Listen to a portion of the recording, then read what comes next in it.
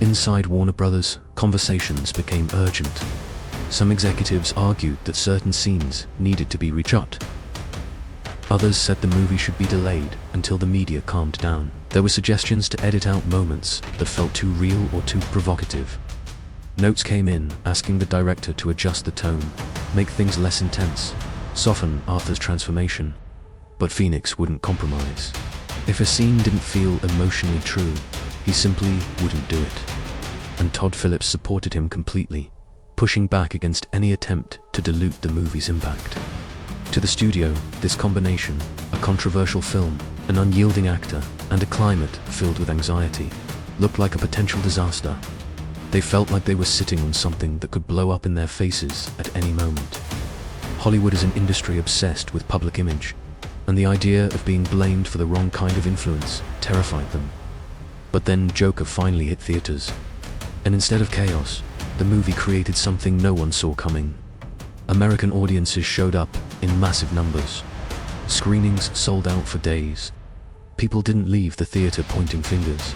They left talking about loneliness, class divides, the healthcare system, and the kind of isolation that feels painfully familiar in the US. Joker didn't cause controversy.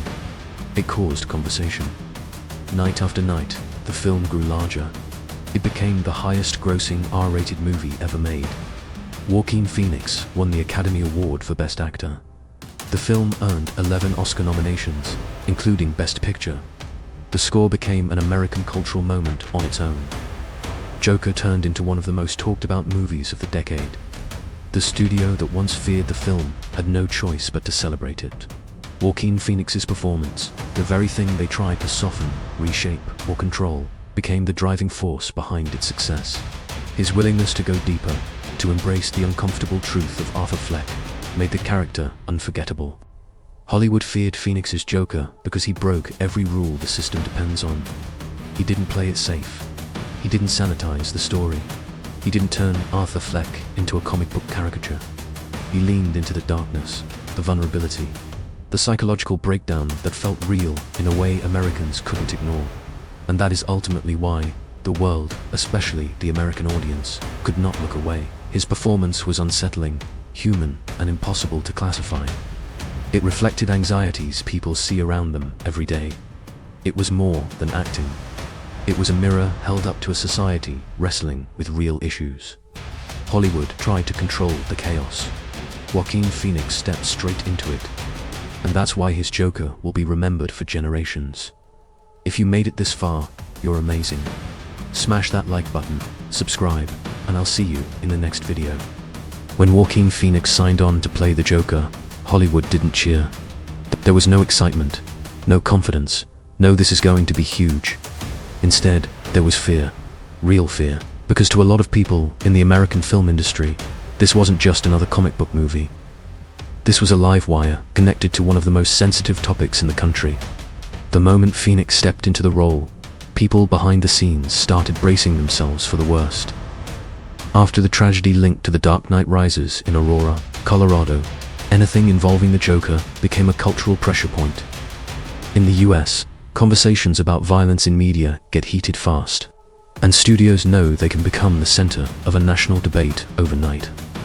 So when director Todd Phillips pitched a dark, grounded, psychological movie about a lonely man unraveling, executives at Warner Brothers felt that familiar tension rise up again. This wasn't the kind of film Americans usually associate with comic book storytelling.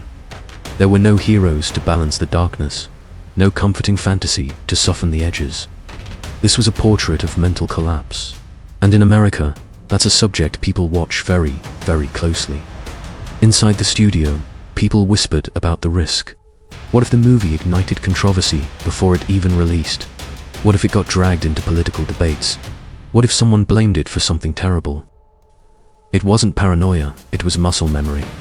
Warner Bros. Had lived through bad headlines before, and no one wanted to be at the center of another national conversation about violence. And then there was the wild card, Joaquin Phoenix. Phoenix isn't an actor who plays it safe.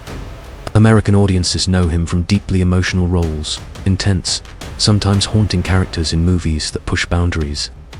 He transforms himself physically and mentally in ways that make even the industry nervous. And that's exactly what he did with Joker. He dropped 52 pounds in just a few months, shrinking into a physical shape that felt fragile, unsettling, and unpredictable. He stopped treating the script like a fixed roadmap and started treating it like a living organism. Scenes that were planned on paper changed in the moment because Phoenix felt something different needed to happen. He improvised movements. He shifted emotional tones. He threw out lines. It got to the point where the cast and crew didn't know whether they were rehearsing or already filming. To Phoenix, that unpredictability was the only way to make Arthur Fleck real. He didn't want him to feel like a movie villain. He wanted him to feel like a man Americans might actually recognize, someone isolated, ignored, slipping through the cracks. But that level of realism made the studio nervous. Hollywood likes control. Phoenix thrives on losing it. On set, his behavior became part of the atmosphere. In the middle of emotionally heavy scenes, he would walk off camera unexpectedly, leaving the other actors completely thrown off. Some people loved it because it created raw, unfiltered reactions. Others weren't sure what to do with it. A few actors privately asked not to be placed in long, intimate scenes with him, because his energy was so intense they didn't know how to respond. He wasn't being difficult. He was disappearing into Arthur Fleck. And for Warner Brothers, that was both inspiring and terrifying.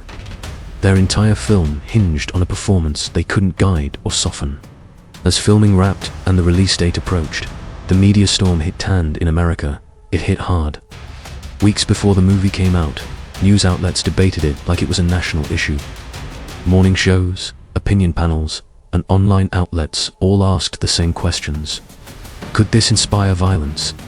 Is this movie dangerous? Are we normalizing the wrong thing? Some US theaters banned masks. A few brought in extra security. Police departments in major cities quietly increased their presence on opening weekend. You could feel the nerves.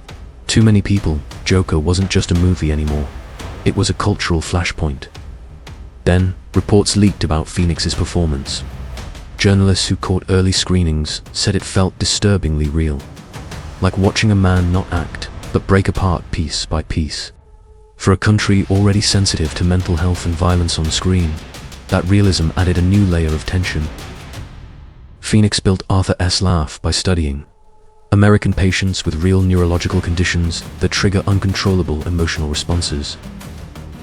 He based Arthur's uncomfortable physical movements on real people he'd observed, people struggling with isolation, anxiety, or nervous system disorders.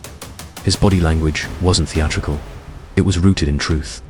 Even the now iconic bathroom dance, the moment that became the heart of the movie, wasn't scripted. It happened because Phoenix felt Arthur transform in that moment, and he let his body express it. Todd Phillips simply stepped back and let the camera roll. Test audiences in the US left the theater shaken. Some called it the most realistic portrayal of mental unraveling they'd ever seen in a mainstream movie. Others said it was so raw it felt almost invasive. Hollywood executives saw the reaction and panicked. This wasn't a fantasy villain. This was something American viewers recognized in their society and that made Phoenix's performance feel dangerous. Thanks for watching. If you want more stories like this, hit that subscribe button.